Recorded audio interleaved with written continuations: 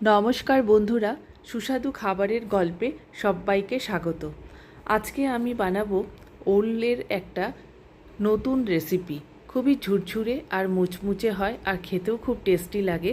ছোট্ট এক টুকরো ওল দিয়েই এই রেসিপিটা আমি বানাবো। তো ওলটাকে গ্রেট করার আগে কিন্তু ভালো করে আমি ধুয়ে নিয়েছি, তারপর খোসা ছাড়িয়ে এটাকে গ্রেট করব। এবার একটা বাটিতে জল নিয়ে 1 চামচ মতো ভিনিগার দিয়ে দেব, তারপরে ওই কেটে রাখা ওলটাকে এর মধ্যে দিয়ে দেব।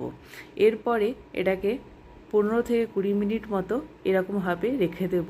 তারপরে 15-20 মিনিট হয়ে গেলে জল থেকে এটাকে ছেঁকে ছেঁকে হাতে চেপে চেপে এটাকে উঠিয়ে নেব।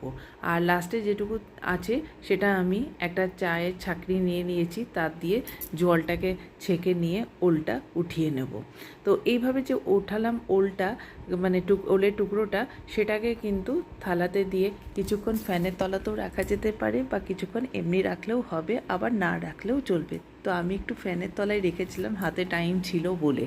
এবারে ফ্রাইং প্যান চাপিয়ে দিয়েছি, তাতে একটু সর্ষের তেল দিয়েছি আর 1 চামচ মতো কালো জিরে আর একটা শুকনো লঙ্কা ফোড়ন দিয়েছি। তারপর ওই গ্রেট করা ওলটাকে এখানে দিয়ে দেবো। তারপরে একটুখানি হলুদ আমি অ্যাড করেছি আর প্রয়োজন মতো নুনটাও কিন্তু অ্যাড করতে হবে। আর এখানে আমি 1/2 চামচ মতো আদা পাউডার ইউজ করেছি, তোমরা চাইলে আদা গ্রেট করেও দিতে পারো। তারপরে এটাকে ভাজতে হবে, কোনো রকম ঢাকা দেব না, লো টু মিডিয়াম আঁচে ভাজতে হবে। এখানে আমার একটু মনে হচ্ছিল যেন তেলটা কম আছে, তলায় লেগে যাচ্ছিল, যেহেতু আমি ননস্টিকে করছিলাম। তো সেই জন্য আমি একটুখানি পরে তেল অ্যাড করেছি। পুরো ব্যাপারটাই ভাজা ভাজা হয় বলে এটা একটু তেল দিয়ে রান্না করতে হয়। তো খুবই সুন্দর লাগে, খাওয়ার পরই বুঝতে পারবে এটা। আর একটুও গলা চুলকায় না, যেহেতু ভিনিগারটা দিয়েছিলাম বলে। এবারে এটাকে এইভাবে ভাজতে হবে। আর তারপরে কিন্তু এখানে আমি 3 থেকে 4 চামচ মতো ডেসিকেটেড নারকেল ইউজ করেছিলাম। তো তোমরা চাইলে নারকেলের পাউডারের জায়গাতে এমনি নারকেলও একটুখানি কুড়িয়ে দিতে পারো। তো আমার কাছে এটা ছিল বলে আমি এটাই দিয়েছিলাম।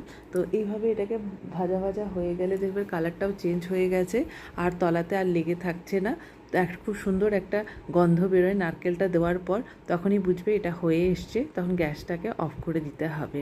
এটা ভাতের সাথে এত খেতে সুন্দর লাগে কি বলবো।